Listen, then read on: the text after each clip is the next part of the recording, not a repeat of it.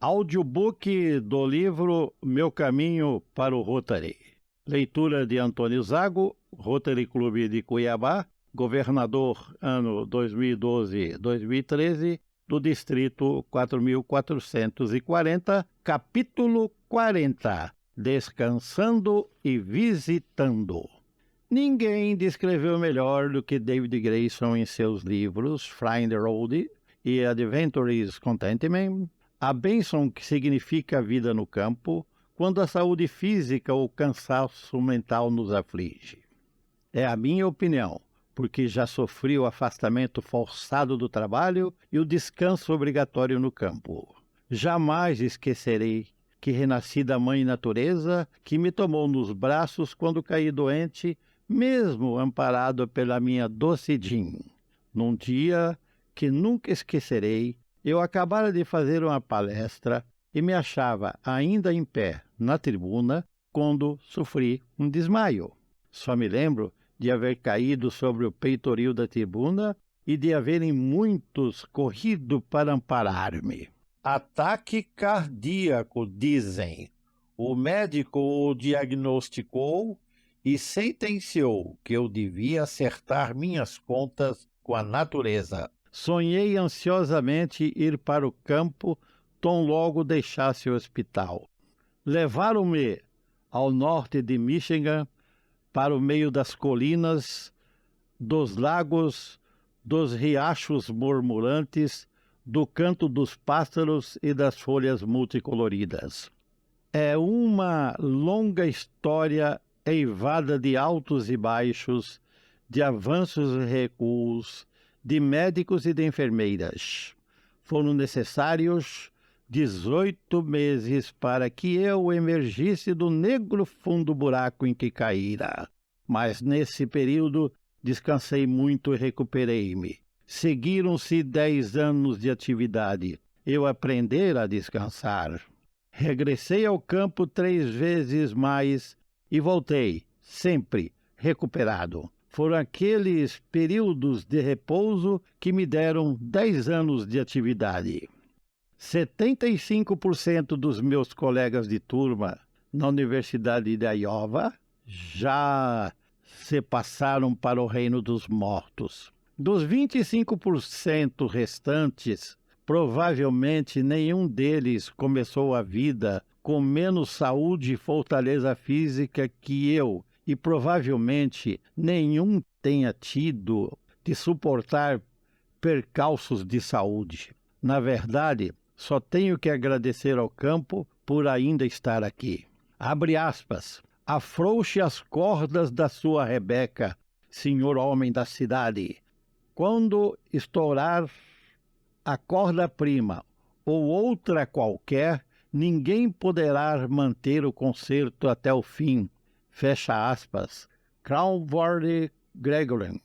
A mais elevada e mais útil característica de um povo é, sem dúvida, a tendência de cultivar e amar o solo dos seus campos. A cidade desgasta rápido o homem e afrouxa os laços de família. O homem torna-se sofisticado e débil. A corrente autêntica de humanismo sempre vem do campo para a cidade. Por seu turno, parte da cidade para o campo outra corrente, porém de humanismo muito anêmico. Como o sangue arterial do campo para a cidade venoso, no sentido contrário. Uma nação sempre começa a apodrecer nas cidades e acabaria podre não fosse o sangue bom e fresco que flui do campo para os centros de população. John Burroughs. Abre aspas. Um homem branco ao banho com um tahitiano é como uma planta branca cultivada pelo jardineiro comparada com uma linda simples florzinha verde escuro das montanhas. Fecha aspas, Darwin. Vivi grande parte da minha vida numa grande cidade, onde exercia minha profissão. Reconheço o papel das grandes cidades na civilização e, claro, amo o povo da cidade com quem convivi e em cuja companhia trabalhei.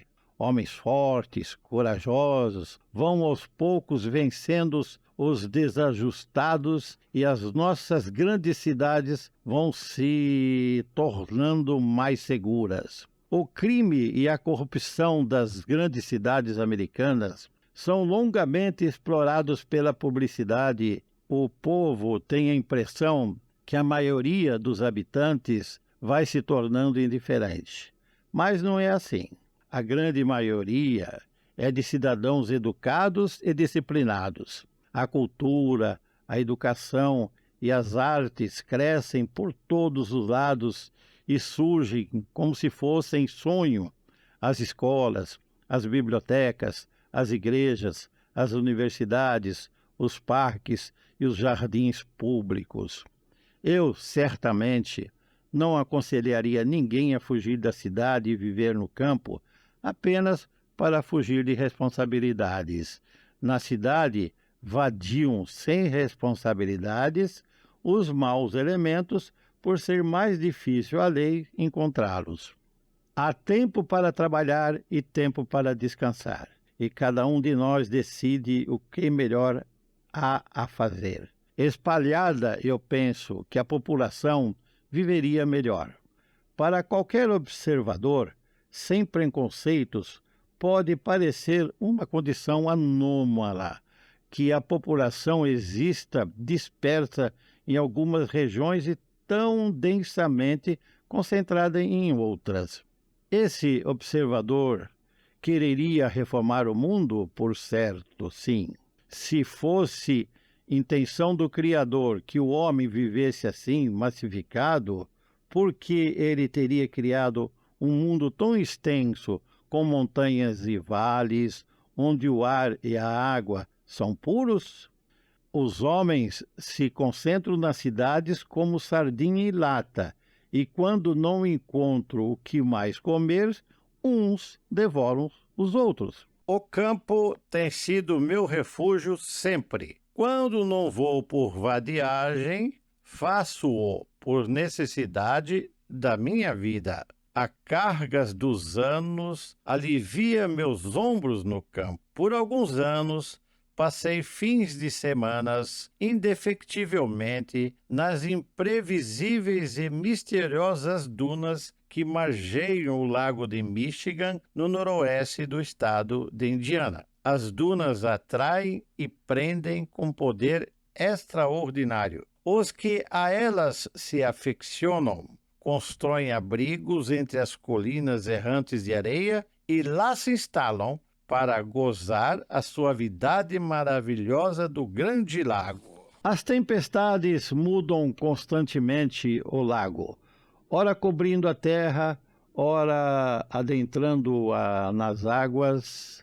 A fauna e a flora das dunas de Chicago são muito mais variadas do que a zona central-oeste. Os fins de semanas em companhias de outros amantes da natureza são excelentes estímulos para as atribulações com os negócios na semana seguinte.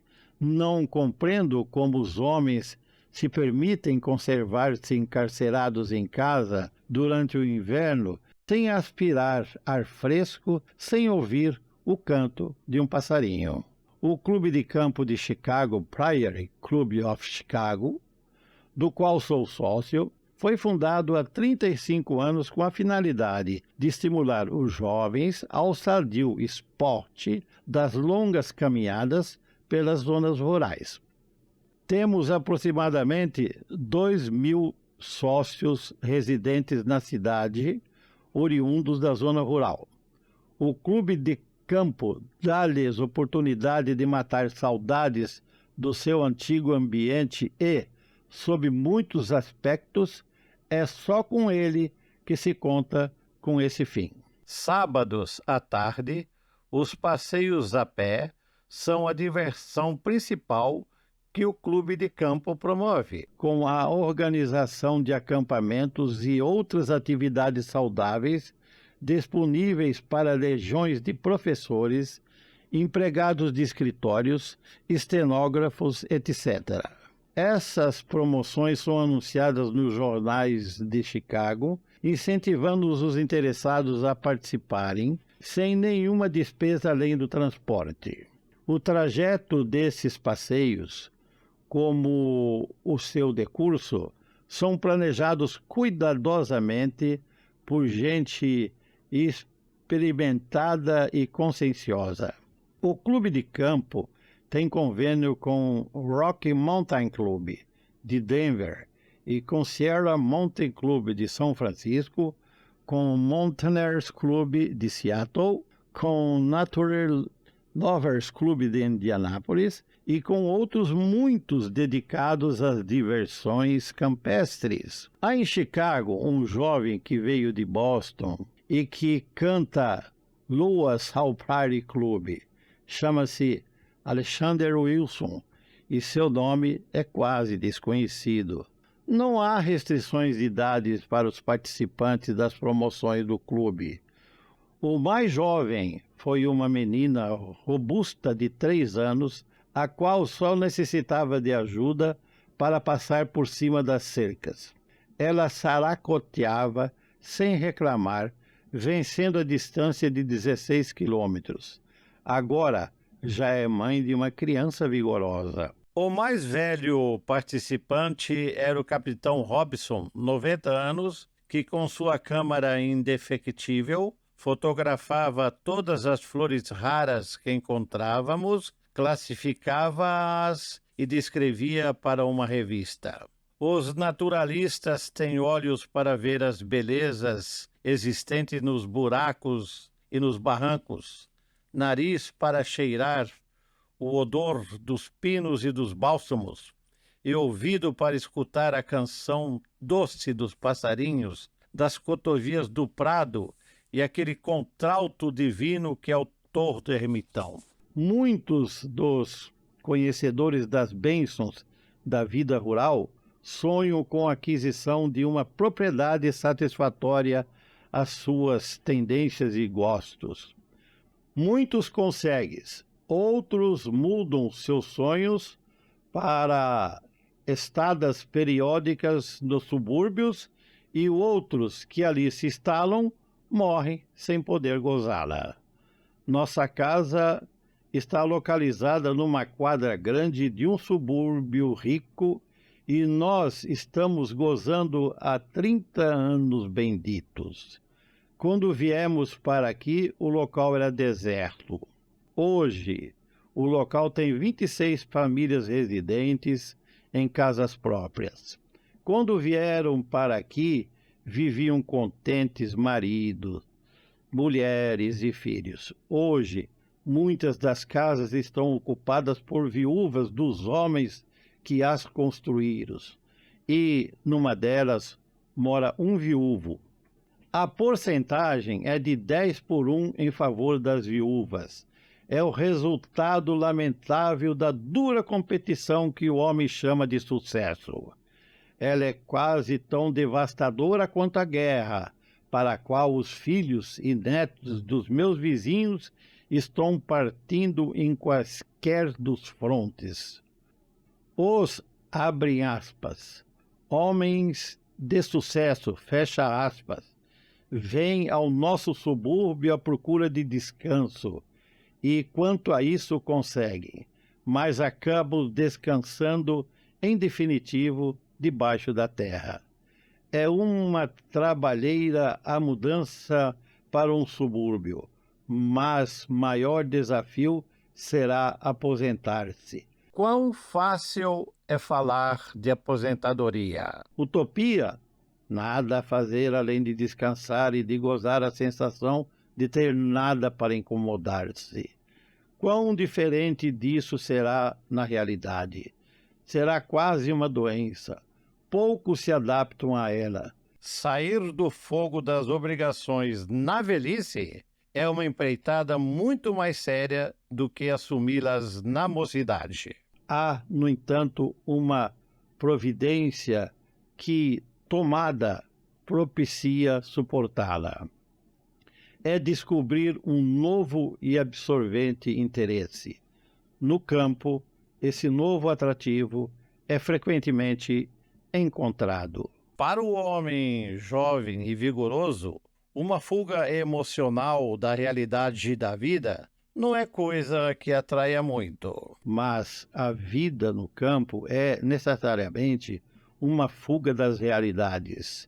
Ao contrário, é muitas e muitas vezes a porta de grandes oportunidades de o cidadão realizar-se como partícipe da comunidade sob condições muito mais favoráveis. O jovem vigoroso pode facilmente transferir a época do repouso. Abre aspas. A vida campestre, à sombra das árvores, das fraldas, das colinas, na solidão em que cantam as águas, é dádiva de Deus, fecha aspas, John Masefield. Abre aspas, que possa eu possuir uma casa pequenina em meio a um grande jardim, alguns amigos verdadeiros e muitos bons livros, fecha aspas. Cowley. Abre aspas, louvado seja o que habita o campo, longe das preocupações aflitivas e das discussões vazias. Quem pode estudar em paz, longe das irritações inúteis. Quem gozou sua juventude e agora a velhice. Fecha aspas, Dryden. Abre aspas, depois que você cansou dos negócios, da política, da sociabilidade e chega à conclusão que nada disso o satisfaz plenamente, o que resta? A natureza. Ela permanece para fazer brotar do recesso entorpecido as afinidades do homem ou da mulher com o ar livre, o sol durante o dia e as estrelas no céu à noite, fecha aspas, Walt Whitman. Nada é mais propício para estabelecer as relações com pessoas qualificadas do que fazer parte do quadro social de um Rotary Club. Mas se não houver um Rotary Club, que seja um Kiwanis, ou um Lions Club, ou outro qualquer clube de serviço. Espero que não tomem por presunçosa esta afirmação. Não há melhor recomendação para uma comunidade do que ela abrigar um Rotary Club. Se porventura a comunidade não o abrigar, por certo a cidade vizinha o terá, e não custa muito ir até lá se a pessoa possuir um automóvel. O sócio de um Rotary Club é bem recebido em todos os Rotary Clubs do mundo. Muitos rotarianos não perdem a oportunidade que se lhes ofereçam de visitar os Rotary Clubs nas cidades onde eles estiverem. Outros fazem questão de comparecer a reuniões das cidades vizinhas para alargar seus círculos de relações o quanto possível.